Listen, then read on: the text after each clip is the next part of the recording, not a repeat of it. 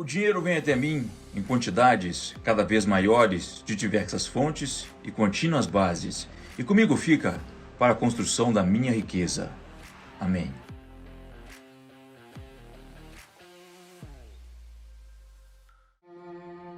So we embarked upon that journey to create SpaceX in 2002. In the beginning, I wouldn't even let my friends invest because I didn't want to lose their money. I thought it was like, I'd rather lose my own money. So,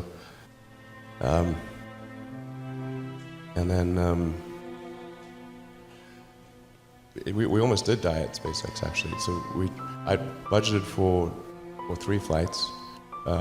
Technically, I did have a plan where I had the money from PayPal. I had like about 180 million from PayPal. And I thought, I'll allocate half of that to SpaceX and Tesla and Solar City, and that should be fine. I'll have 90 million, like just lots, But then what happened is things cost more and took longer than I thought. So I had a choice of either put the rest of the money in or the companies are going to die. And it's like, so I ended up putting all the money in and borrowing money for rent from friends. 2008 was brutal.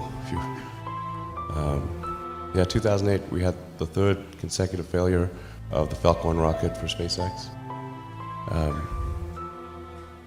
Tesla almost went bankrupt. We closed our financing round 6 p.m. Christmas Eve 2008. It was the last hour of the last day that it was possible. We would have gone bankrupt 2 days after Christmas otherwise. And I got divorced. That was like rough, man.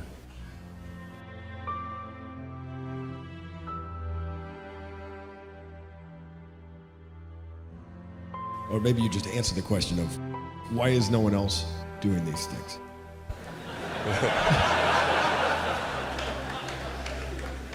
What's your pain threshold?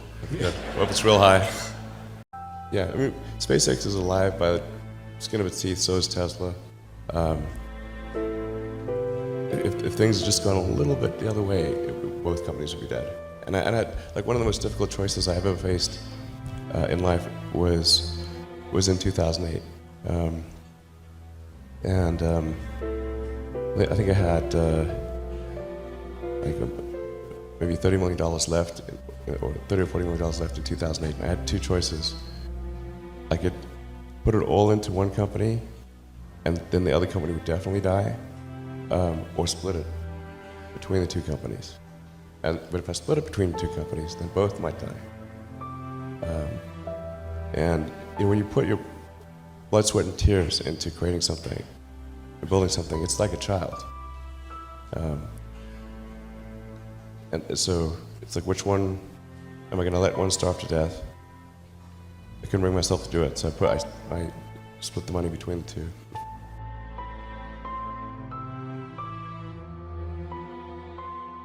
For SpaceX, the first 3 launches failed, and we're just barely able to scrape together enough parts and money to do the 4th launch. If that 4th launch had failed, we would have been dead.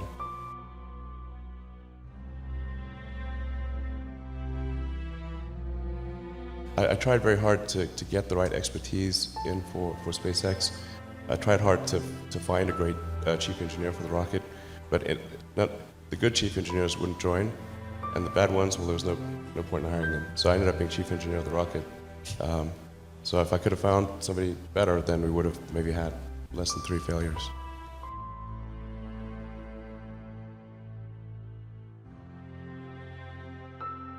How do you plan a business where the rocket business, some of these things are going to blow up on the launch pad? How does the business plan work? I don't really have a business plan. I haven't had a business. I had a business plan way back in the Zip2 days. But these things are just always wrong. So I just didn't bother with business plans after that.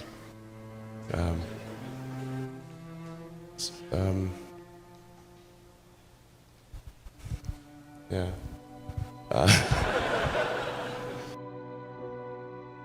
One thing I really like about you is you are unusually fearless and willing to go in the face of other people telling you something is crazy. And I know a lot of pretty crazy people, you still stand out. Where does that come from, or how do you think about making a decision when everyone tells you this is a crazy idea? Or where do you get the internal strength to do that? Well, first of all, I'd say I actually think I feel fear quite strongly. So it's not as though I just have the absence of fear. I feel it quite strongly. But there are just times when something is important enough, you believe in it enough, that you do it in spite of the fear.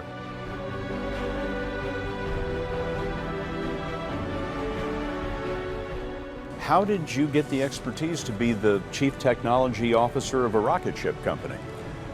Well, I do have a physics background. That's helpful as a foundation. And then I read a lot of books and talked to a lot of smart people. You're self-taught? Yeah. Well, self-taught, yes, meaning I don't have an aerospace degree. So how did you go about acquiring the knowledge? Well, like I said, I read a lot of books, talked to a lot of people, and have a great team. The odds of me coming into the rocket business, not knowing anything about rockets, not having ever built anything, I mean, I would have to be insane if I thought the odds were in my favor. Why even begin? When something is important enough, you do it even if the odds are not in your favor. You know, there are American heroes who don't like this idea. Neil Armstrong, Gene Cernan have both testified against commercial spaceflight in the way that you're developing it, and I wonder what you think of that. I was very sad to see that, because those guys are, yeah. You know, those guys are heroes of mine, so it's really tough. You know, I wish they would come and visit and see the hardware that we're doing here. And I think that would change their mind. They inspired you to do this, didn't they? Yes. And to see them casting stones in your direction. It's difficult. Did you expect them to cheer you on? So they're hoping they would. What are you trying to prove to them? What I'm trying to do is to make a significant difference in spaceflight and help make spaceflight accessible to almost anyone. And I would hope for as much support in that direction as we can receive. When you had that third failure in a row, did you think, I need to pack this in? Never. Why not? I don't ever give up. I mean, I'd have to be dead or completely incapacitated. If you just accept the probabilities, then that diminishes fear. When starting SpaceX, I thought the odds of success were less than 10%, and I just accepted that actually probably I would just lose everything. But that maybe would make some progress if we could just move the ball forward. Even if we died, maybe some other company could pick up the baton and keep moving it forward, so that would still do some good. Yeah, same with Tesla. I thought the odds of a car company succeeding were extremely low.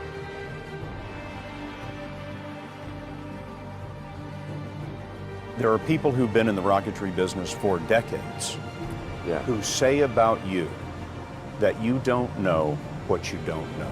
Well, I suppose that's true of anyone. How can anyone know what they don't know?